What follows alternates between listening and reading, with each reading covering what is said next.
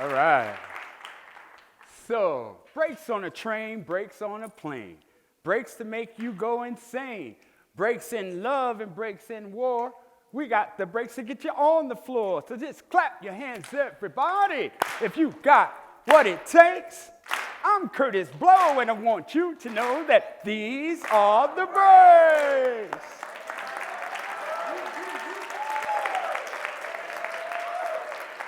Hello, everyone. I'm Kurtis Blow, and I'm here to spit some game to you about how that song became the soundtrack of my 1980, and how this thing we call hip-hop became an international sensation. So, let's go back in time for a little context, and it was the 1960s and 70s. It was a challenging time. A really rough and tough time for America. We had the civil rights movement. Community organizers and government officials were arguing and fighting. There was a lot of change, the winds of change in the air. There were assassinations, JFK, Martin Luther King, Malcolm X. It was a rough and tough time. But music was our escapism. You could go to the clubs or the disco and dance your night away. As a matter of fact, dancing became America's pastime. Just forget about your troubles, forget about your cares, escapism. And the dancers became the life of the party. You know, even the DJ became a superstar. He controlled the music.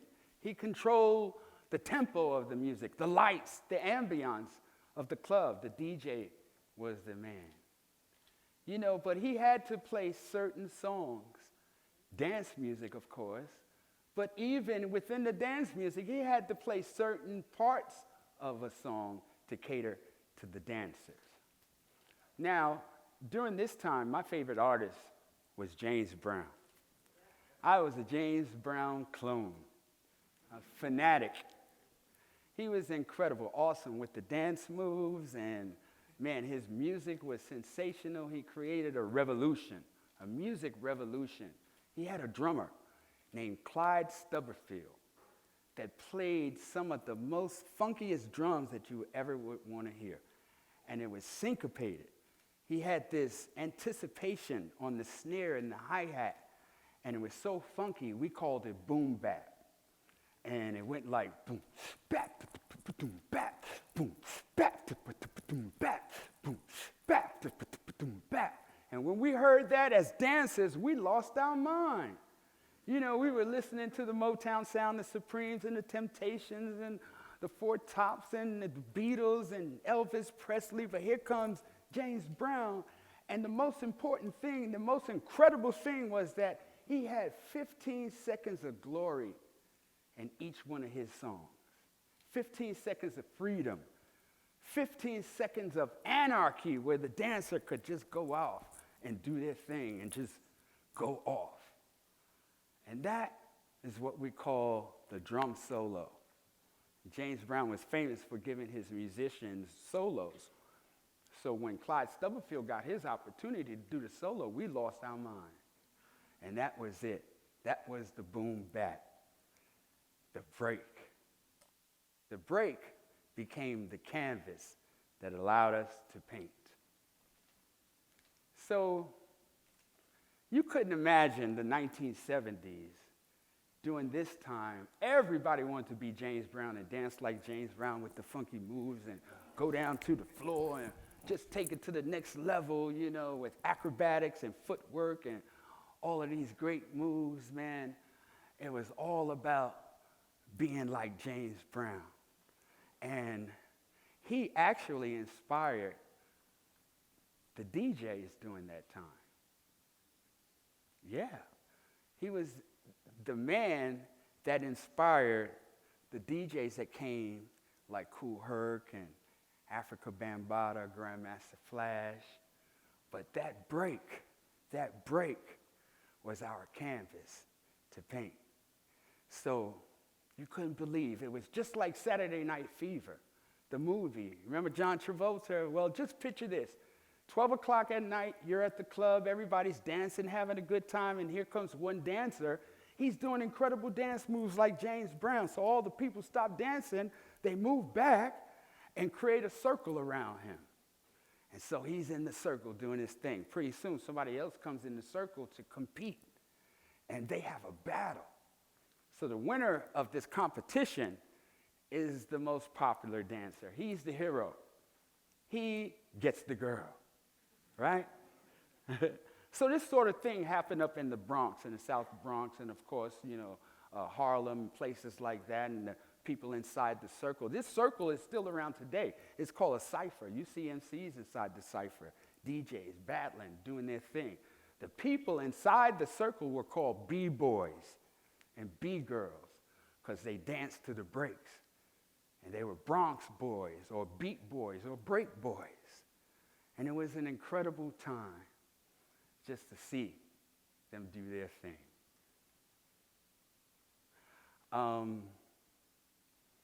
I remember there was a DJ by the name of Kool Herc. And he understood about the B-boys and the breaks and the 15 seconds of glory. So he represented and played the songs that we wanted to hear, that we could break dance to. And his sound, his parties became legendary. And he's widely known as the father of hip hop because he played these songs, we call them those joints, like 10 James Brown songs in a row. And this was in a world of disco, and everybody was listening, YMCA. And we were like, no, man, we want to hear this funk, this soul music, obscure funk. So he became the father of hip-hop. And then there was another DJ who came right after Kool Herc. His name was Grandmaster Flash. And Flash also understood about the 15 seconds of glory. And, the B-boys were researchers. We were like scientists of sound.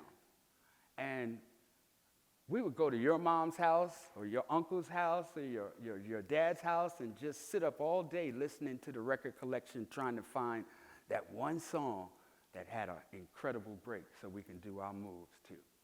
And then we would take it back to the DJ. Yo, DJ, play this. So when Grandmaster Flash heard this, man, he was like, okay, I have to find a way to take this 15 seconds of glory and extend it. Because he knew that everybody would lose their mind when the break came. We would do our best dance moves when the break came. And so he wanted to extend the break. So this is turntablism evolution. And he got two of the same records, the songs that Herc was playing, and he would just play the break. Start off playing the break. He got about 8 different songs and 2 of the same copy. So he played the break, and when the break got to the end, he would start it over again, playing it with the same record. So he would continuously play this song. It would loop over and over and over again, and it was continuous. And he took that 15 seconds and extended it, making it 3 to 4 minutes long. And that's his contribution. We owe him so much, Grandmaster Flash. And it gave the MC the opportunity to shine.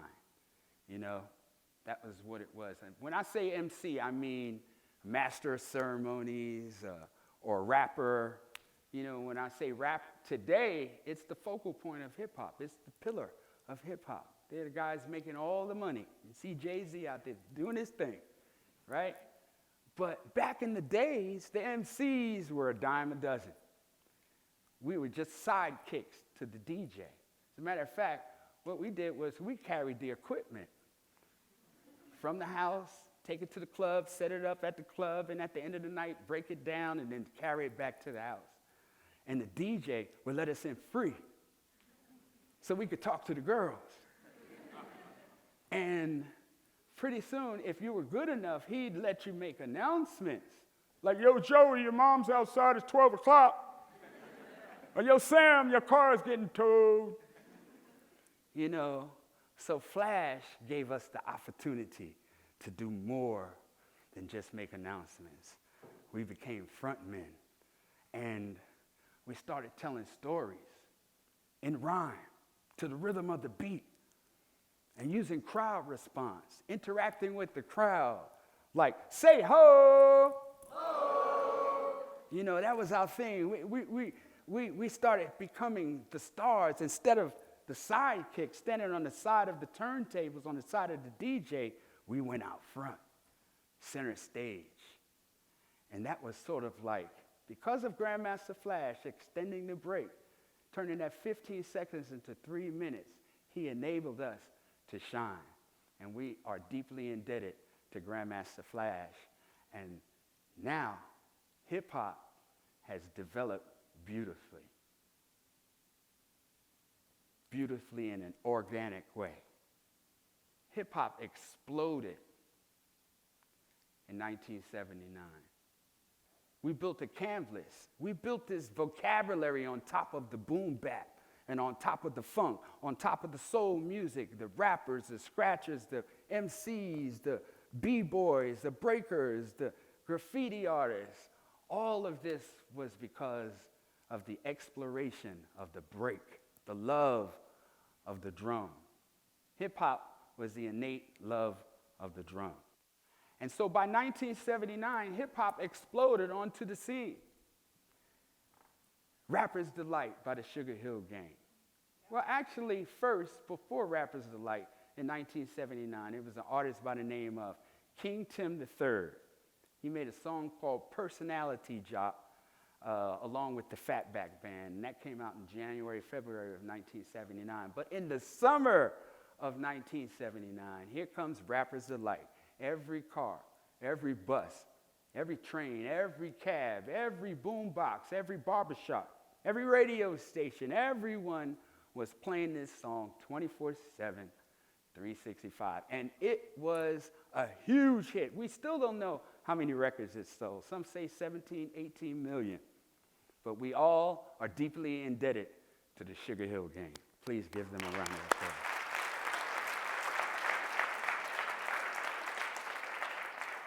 So along comes a young college student by the name of Kurtis Walker.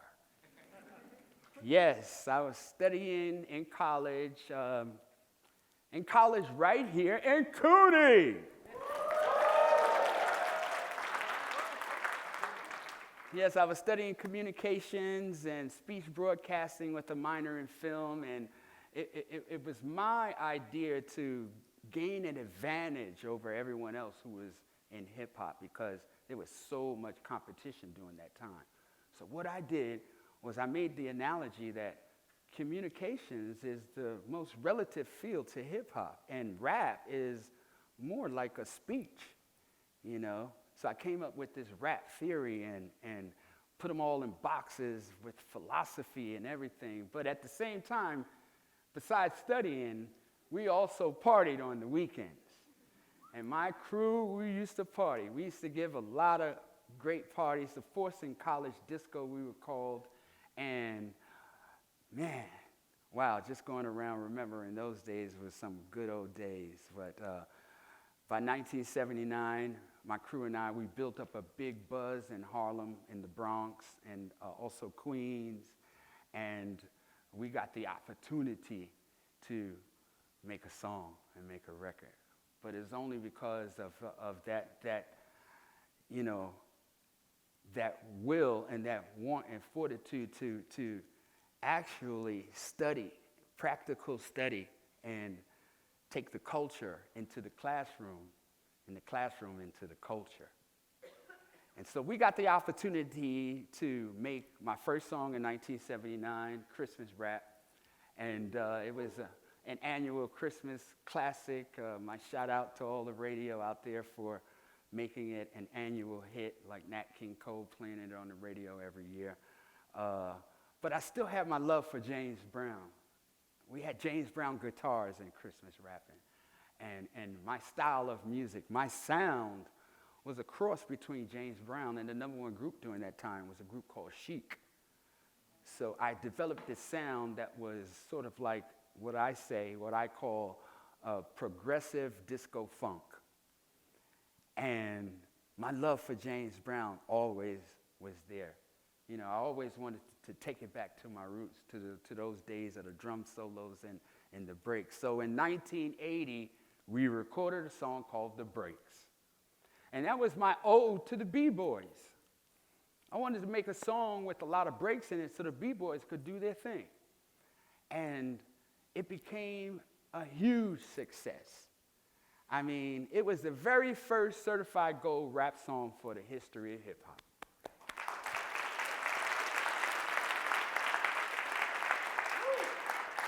So the other unique thing about that song was that, it was music theory. It was like we created a lane for everyone else to follow. And I'll give you an example. See, the Sugar Hill Gang record, Rapper's Delight, was nonstop rap all the way through the song. Continuous rap from beginning to end, 21 minutes long. Great song. But the breaks, we had the first chorus, the first hook. These are the breaks. Break it up, break it up, break it up. That was the first hook. And so that was designed because we wanted to take it to the next level and use not only that, but it had a lot of breaks in it as well to break it up. And so we also were very much into fusion of different genres of music. Like, for instance, I was the first to do a rock and roll rap, the first to do a country and western rap on my first album, a song called Way Out West. And we were the first to use a drum machine, first to use a sample, first to use a sample loop. We revolutionized the music industry 3 or 4 times. I mean, I taught Bob Dylan how to rap. I taught Sheila E. how to rap. Listen, do we have any more time here? But hip-hop, to me, is incredible, awesome. The love of the culture, society of young people who love and cherish the elements of the culture. But let's fast forward to today.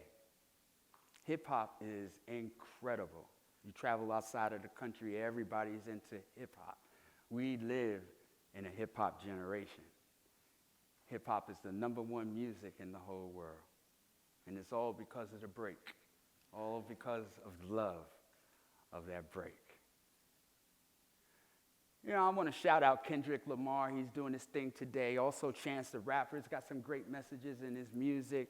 My man Future, I love his stuff, man. Cats are doing it. Nas over here in New York doing their thing. Cats are doing their thing, man. Hey, you guys want to hear my top 5 rappers of all time? Yeah. My top 5 rappers. Here goes. Me. Myself. Kurtis Blow, and Kurt Walker.